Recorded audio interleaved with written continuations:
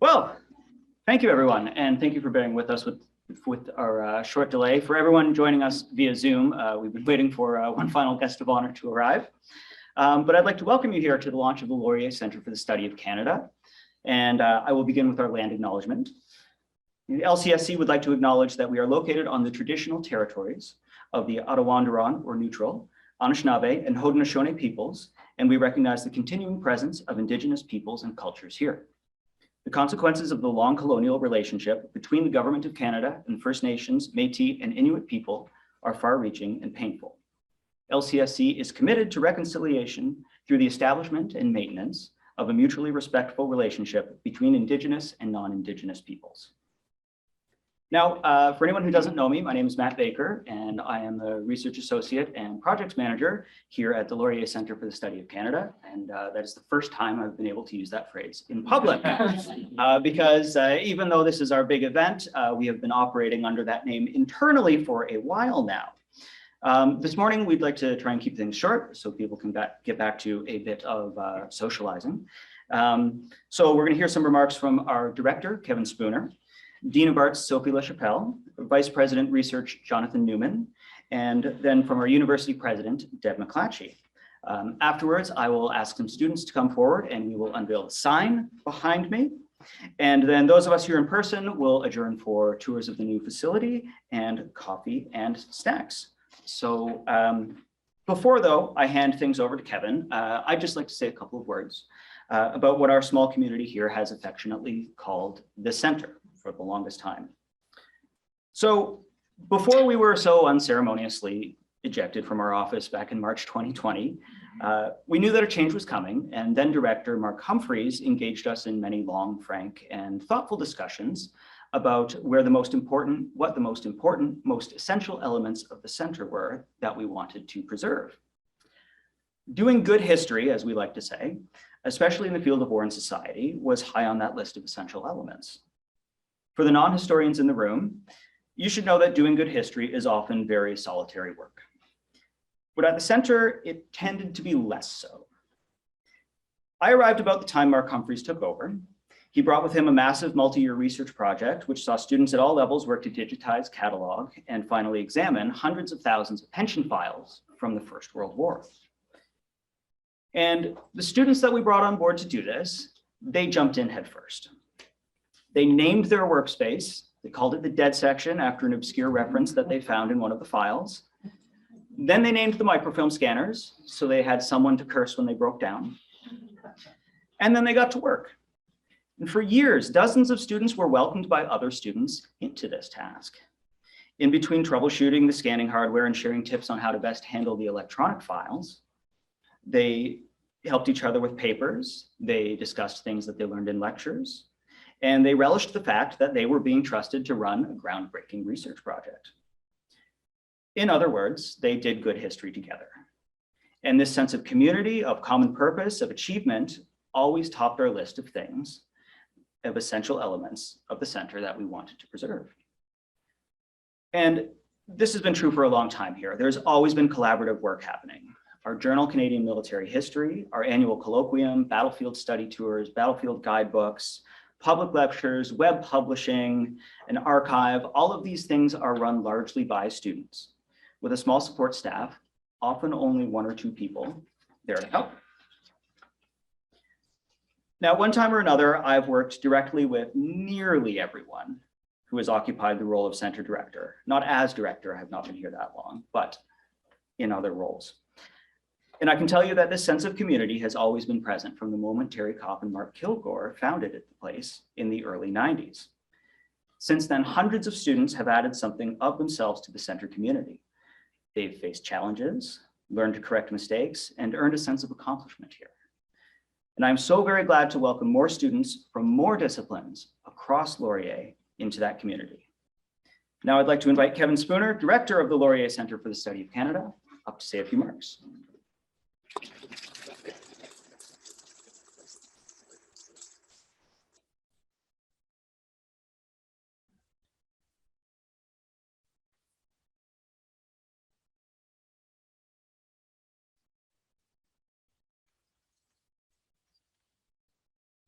Thanks, Matt. know ourselves. Nearly 50 years ago, that was the challenge set by T.H.B. Simons in the report of the Commission on Canadian Studies. Released in the mid-1970s, it was a scathing indictment of the failure to research and teach Canada, particularly in higher education. Coming on the heels of the 1967 Canadian Centennial, at first blush, it might seem to some that the Simons report, as it came to be known, was inspired by and rooted in nationalistic fervor. Nothing could be further from the truth. Simons summarily rejected ideological nationalism. Instead, he suggested that the study of Canada must, and I'm quoting him here, be based on nothing less than the urgent need and growing desire amongst Canadians for self-knowledge, to know who we are, what we want at this time and in this place, where we have been, where we are going, how we can get from one to the other, what as a people we have and what we need, what our responsibilities are to ourselves and to others. A half century later, I think those questions are as relevant today as they were then. The Laurier Centre for the Study of Canada will take up the challenge of posing and answering these very fundamental questions. Today, we are celebrating the launch of this newest Laurier Research Centre, but this moment is the culmination of more than a year of brainstorming, discussions, and hard graft by the core crew of Centre staff, the Centre's executive committee, and more than 30 Centre fellows and associates that come from a dozen different departments, 3 faculties across the university, and other universities and community partners. And that brings me to another key point, the importance of interdisciplinarity to researching and understanding Canada. A wise scholar of Canadian studies once likened the discourse surrounding interdisciplinarity to, quote, voices in search of a conversation, and suggested that both interdisciplinarity and Canada were in fact unfinished projects. Our centre provides creative spaces and technology that will allow the various disciplines across Laurier's campuses, partners in our local communities, and even colleagues abroad, our friends in the United States and Mexico, some of whom I know are watching today online, to work together in conversation to further our understanding of Canada. Make no mistake, at no time has it been more important for us to understand Canada truly. The COVID pandemic has revealed ideological and socioeconomic fault lines. Climate change and environmental disasters pose as existential a threat to Canada and Canadians as has ever been. Most important of all, Canadians have been confronted by the horrific legacies of their colonialism, as the unmarked graves of residential school children are uncovered. They were always there. Indigenous peoples knew it. Scholars and researchers also knew of this genocide, yet it was shocking to many Canadians. Why? Because in part, universities failed to educate students, future teachers, and the wider public. One of my mentors once wrote, for Canadians to take the full measure of what it means to be Canadian, they must be made conscious of all aspects of their shared past. Citizenship entails the understanding of what it means to be weak, as well as to be powerful. It involves healing as much as it does pride. Healing requires first learning and accepting difficult truths. Scholarship has a role to play here. Then we can work towards the reconciliation that Matt noted in our center's acknowledgement. This is a tall order, I know. But having tried to keep up with the unbridled and endless enthusiasm of the crew of graduate and undergraduate students at the center for more than a year now, who needs a gym really when you're trying to do that, and giving the gratifying willingness of faculty to join the center as research fellows, I'm convinced LCSC will be well placed and equipped to help Canadians better understand the expansive, evolving, and contested interpretations of Canada. Finally, I want to emphasize that LCSC is so well positioned to succeed in this endeavor and in fulfilling this ambitious mandate because it's building on the solid foundation established by the Laurier Centre for Military, Strategic, and Disarmament Studies, and the years of hard work by the directors, staring in that corner, of those who came before me. They set the precedent of a center that excelled at public outreach, research, and a program of experiential education that has benefited generations of undergraduate and graduate students, as Matt described so wonderfully just now. Even as the new center expands with new research collectives for policy connections in Canada, publics and social justice, and communities, it will also continue its important work in war and society. In the years ahead, through the research, outreach, and education we will do together at the Laurier Centre for the Study of Canada, Canadians will come to know ourselves. Thank you.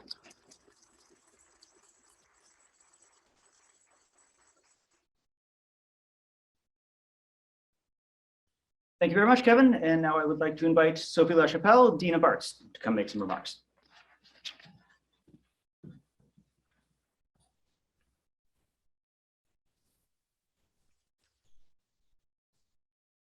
Thank you for inviting me, Kevin and Matt. And Kevin, it was great to hear you and your vision for the center.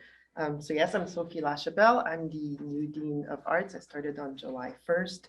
And it is my first time in this building and in this center. So, starting during COVID is a bit weird because it limits our abilities to connect in so many ways. So I'm thrilled that we can be here today, at least partly in person, to celebrate the new or the renamed or the re-envisioned Laurier Centre for the Study of Canada. And I very much like the direction that this center is taking because we are all aware or increasingly aware of the importance of examining and questioning the narratives we individually and collectively have about Canada, about who got to construct our stories, who got to tell them, who benefited and who was left out, and the harm that was caused and continues to be caused. These are crucial questions for us to ask ourselves. And I'm happy to see the 4 research clusters bringing together scholars from across disciplines, because it is through multiple perspectives and multiple scholarly approaches that we will come together and reframe our understanding and complicate our understanding of Canada. So many thanks again for including me in this event, and thank you and congratulations to those who have made the Laurier Centre for Military, Strategic, and Disarmament Studies such a success over the years, and for those who have created this new and re-envisioned Laurier Centre for the Studies of Canada. It's an exciting moment for all of us. Thank you.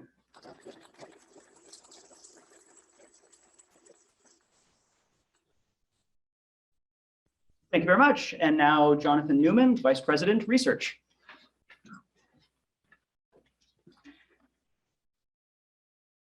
Well, good morning, everybody. It's a pleasure to be here with you today. I'd say this is my first public speaking event since the pandemic. So we sincerely hope I do not screw it up. So I do have to admit that I did look for the mute button to unmute myself before I started talking here today. Like Sophie, I'm not quite as new as Sophie. I'm relatively new to the institution. I started in August of 2019, and so I had about 6 months before we were, how do you describe it? Unceremoniously tossed out, is that the expression? So in that 6 months, unfortunately, I'd never made it over to this what's your office? I actually had come once in the building. I went to see Sherm, but so I didn't know what it looked like before, but I have to say it looks fantastic now. So congratulations on that. I want to thank the executive committee and Kevin for inviting me to come help celebrate. It's a time for celebration. It's a great rebranding, refurbishment, a fresh start in a sense.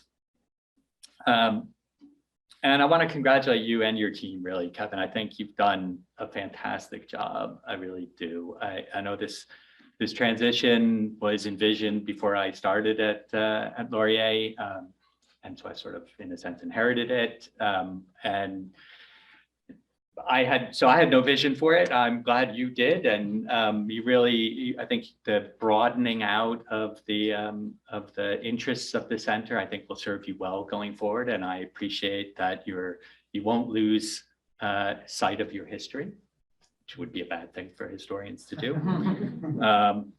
I think you really have such a great foundation to build upon, the LCMSDS, which I was so pleased I finally learned the right order of those letters, and now I have to learn it all over again.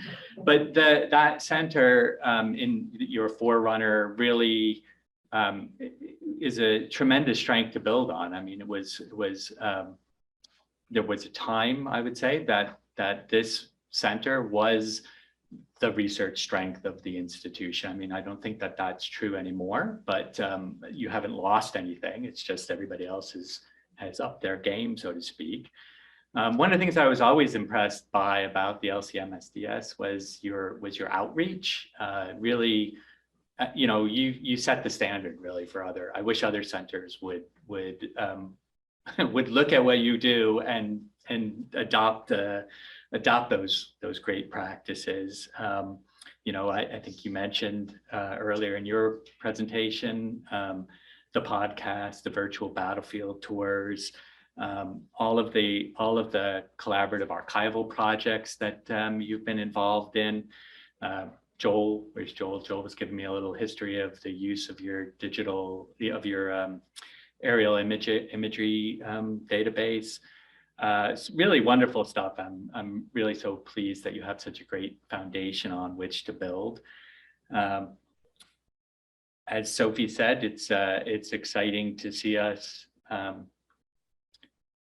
take stock of who we are as Canadians and where we are in the world, even if that's uncomfortable at times.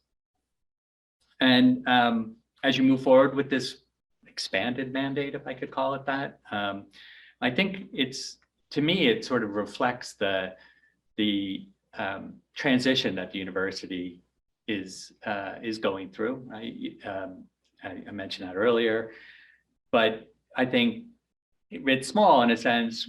We're broadening out this center, and we're bringing in many more scholars and many more subject matters, what the plural of that is. And I think in that sense, it's also reflective of the broader transition that the institution is going through writ large. And so, I want to thank you again for inviting me to be present, and I wish you all the best as this center moves into its future. And I'm very pleased to be here to celebrate with you all. Thank you.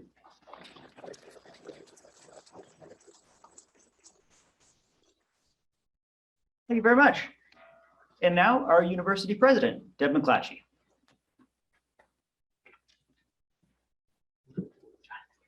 Go. Used to doing this in my office. I don't have to work. Well, good morning, everyone, and thank you so much for inviting me to be a part of the celebration here today and the reimagining of this very important research center. The evolution of the Laurier Centre for Military Strategic and Disarmament Studies, or LCMSDS, into the Laurier Centre for the Study of Canada and its 3 research collectives hold so much potential for collaboration across the university. Faculty and graduate students from more than a dozen departments across multiple faculties and multiple campuses, as well as external research fellows, will be engaging in research to help us better understand the varying interpretations of Canada, which many of you have spoken eloquently about this morning. This center will support our aspirations to build greater international relationships with faculty at universities beyond our borders. It will also support experiential learning through mentorship and meaningful work opportunities for both graduate and undergraduate students. Truly, this is an exciting time for Laurier. And as we embark on this next chapter, I do want to take a moment to acknowledge the significant contributions by the former directors, Mark Kilgore, Terry Kopp, Roger Sarti, and Mark Humphreys. You have built this incredible foundation, and this center will continue to make great contributions to understanding Canada's past, present, and importantly, our future, as well as our relationship with the rest of the world. And before I conclude, I also want to take a moment to acknowledge John and Patty Cleghorn, who are joining us virtual today. Over the years, the Cleghorns have been significant supporters of the LCMSDS, and this support has been foundational for the expanded work that will continue in the Laurier Centre for the Study of Canada. John and Patty, thank you so much for your continued guidance and support, and for being with us here today as we embark on this exciting new chapter. Thank you once again to everyone who's here, both in person and virtually, and for having me here as part of the celebration. Thank you.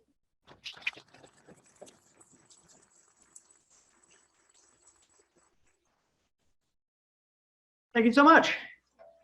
And now for the big moment. I'd like to invite some students to join me up here. We have Oriana Periscano, Emily Oakes, Brittany Dunn, and Eric Story, and they will unveil the sign with our new logo.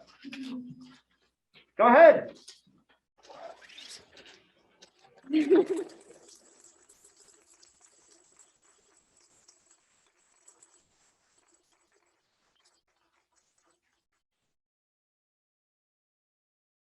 Nicely done.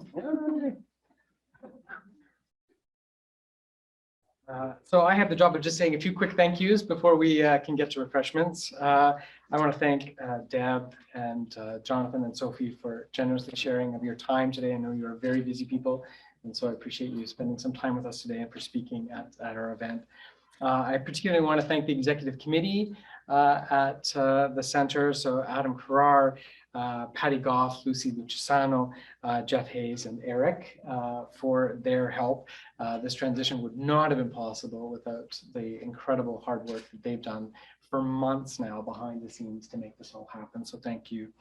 I again want to just reiterate my thanks to Mark and Roger and Terry, because as Deb so eloquently said, this place would not exist without all of the hard work that you folks put in over the years. I'd also echo my thanks to John and Patty Cleghorn. Again, the financial support you provided is essential to what we do here, and I'm very grateful for that. I want to thank our crew of undergrads and grads who worked so hard actually to pull this off today and actually every day. You folks do such amazing work. I want to thank Evan for the music as well, before and after. I want to thank in the Dean's office. It's beginning to sound like the Academy Awards, sorry. I want to thank Gavin Brockett, who was acting dean, and I want to thank Sophie, who is now our current dean, for the very generous support the Faculty of Arts has provided that's actually made the transformation of this space. For those of you who are online and one day will be able to come, I'm looking forward to welcoming you here to see this amazing new space that's been created by the Faculty of Arts. And within the Dean's office, I especially want to thank Joan Leach and acknowledge Joan. Joan has done so much for the center, for me, for the last year, getting emails sometimes multiple times a day, trying to coordinate things with so many people around campus. Joan has been my savior more than a dozen times in the past year. So thank you, Joan, truly. I also acknowledge Stephanie Whitney and Charity Parvasquez in the research office, who also have given us guidance to make this transition possible over the course of the year. I appreciate you too. And Matt, none of this happens without you. You are truly the brain center of the entire universe of LCMSDS and now LCSC. When I'm not emailing Joan, I'm emailing you, or sometimes texting you now at this point. So I'm so grateful for your time. And then on a personal note, thank you, Bina, because I know I've been pretty absent and you've been picking up a lot of the slack at home in many, many ways. And so as always, I appreciate, as Bina likes to point out, she's really the Canadian Studies interdisciplinary expert in the family. And likes to suggest at times I'm the imposter. Maybe I've proven her wrong today, finally, at today's event. So thank you, everyone, for making today possible.